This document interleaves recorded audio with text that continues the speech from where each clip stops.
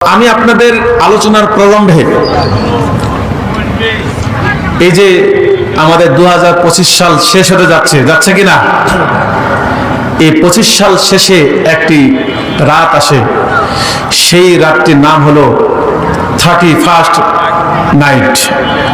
এই 31st নাইটে উদ্যোক্তা, উদ্ভাবক এই গোষ্ঠীটা হচ্ছে আমেরিকান, ইংল্যান্ডিয়ান তথা কথিত ওয়েস্টার্ন কালচার। এই কালচারকে বাংলাদেশের কলেজ, ইউনিভার্সিটি, বিশ্ববিদ্যালয়ের পড়ুয়া স্টুডেন্টরা 25 সালকে বিদায় দিয়ে 26 সালকে বরণ করবে নগ্নতা, বেহায়াপনা, বেলাল্লাপনার মধ্য দিয়ে। আমরা বাংলাদেশে হুঁশিয়ার করতে চাই, আল্লাহর কাছে শুকরিয়া আদায় করতে চাই যে বাংলাদেশের স্বাধীনতার স্থপতি, অতন্ত্র প্রহরী, এ বাংলার তরুণদের আইডল একটি সংগঠন বাংলাদেশ ইসলামী ছাত্র শিবির বিশ্ববিদ্যালয়গুলোতে নেশাখোর, চাঁদাবাজ, ধাঁধাবাজ, অশ্লীলতা, বেহায়াপনাকে আজকে মূলোৎপাটন করতে সক্ষমতা অর্জন করেছে, ঠিক কিনা বলুন? সুতরাং আমি আজকে বলতে চাই 31st নাইট মানে হচ্ছে বেলাল্লাপনা, বেহায়াপনা এই বাংলার তৌহিদি জনতা এবং বাবা মারা কখনো মেনে নিবে না, কথা বলেন ঠিক কিনা? সুতরাং আমরা বলতে চাই 25 সাল বিদায় লগ্নে 26 সাল আমাদের মাঝে এসে যাচ্ছে। আমরা দোয়ার মাধ্যমে আগামী বর্ষ বরণ করব। আল্লাহ রাব্বুল আলামিন যেন আমাদের এই আগামী বছর যেন এই বাংলাদেশে, এই সুন্দর সুজলা সুফলা শস্য শ্যামলার বাংলাদেশে কালেমার পতাকা যেন উড্ডীন হয়, সেই জন্য আমরা প্রাণ খুলে আল্লাহর কাছে দোয়া করব, কি বলেন ঠিক কিনা? সুতরাং আমি আরো তথ্য দিতে চাই।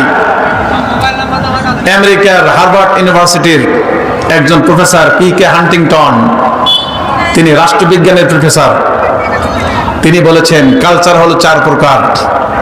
1 নম্বর উনি দিয়েছেন ইসলামিক কালচার, এরপরে দিয়েছেন রাশিয়ান কালচার, এরপরে আমেরিকান কালচার, নেক্সটে দিয়েছেন তিনি হচ্ছেন আপনার হলো চীন এবং ইন্ডিয়ান মিলে একটা কালচার। এখন আসুন আমেরিকান কালচারটা কি?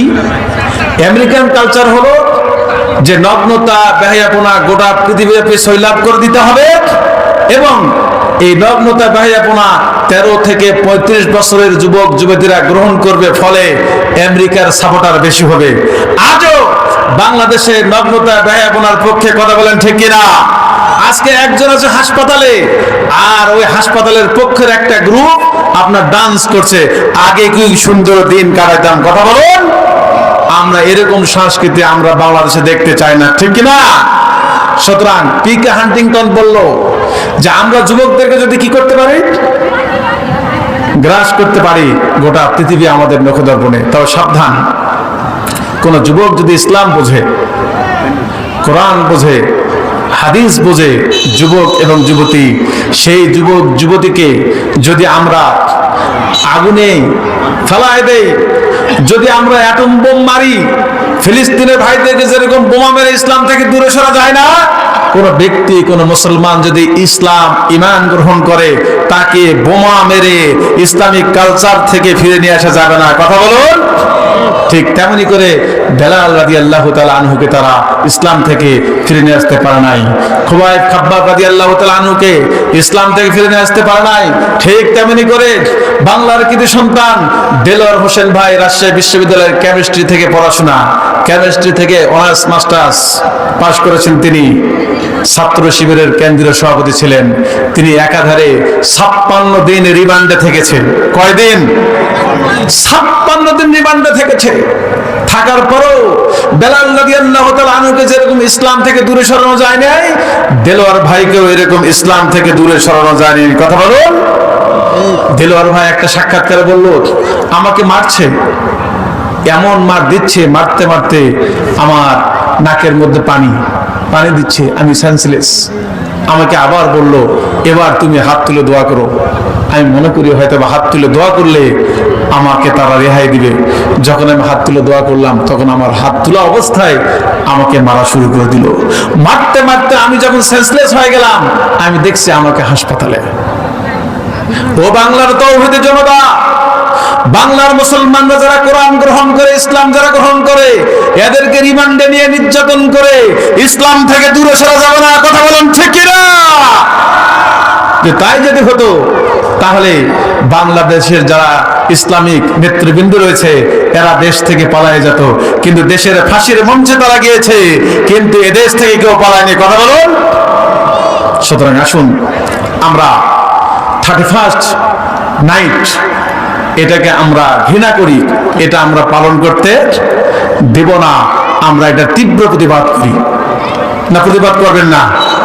পি.কে হান্টিংটন বলেছিল যে ইসলাম যারা গ্রহণ করবে তারা কোনোদিন আমরা ইসলাম থেকে ব্যাক করাতে পারবো না। আর নগ্নতা বেহায়াপনা যদি তারা সাময়িকভাবে গ্রহণ করতে পারে, কিন্তু এটা আমাদের বিজয় নেই, বরং একটা বড় ধরনের পরাজয় হতে পারে। আসুন আমরা কোরআন থেকে কথা শুনি। আমার সঙ্গে পড়ুন যারা জানা আছে। আউযু বিল্লাহি মিনাশ শাইতানির রাজিম। বিসমিল্লাহির রাহমানির রাহিম। ألم تر أن الله يسجد له من في السماوات ومن في الأرض والشمس والقمر